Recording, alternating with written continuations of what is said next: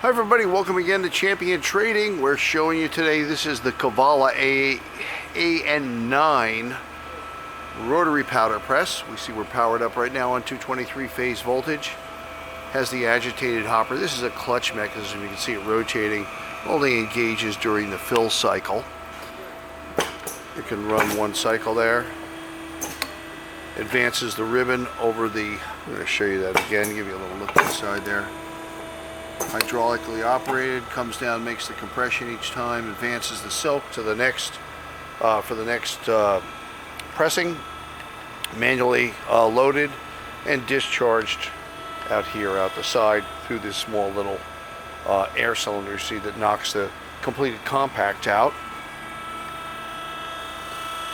These do get a little dusty as they run, the nature of the beast. That small guard was a homemade guard made to go around the discharge cylinder.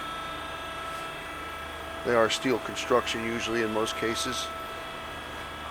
Because of the amount of oil in your powder, they stay rust free. So a small little air operated vibrator added onto that too.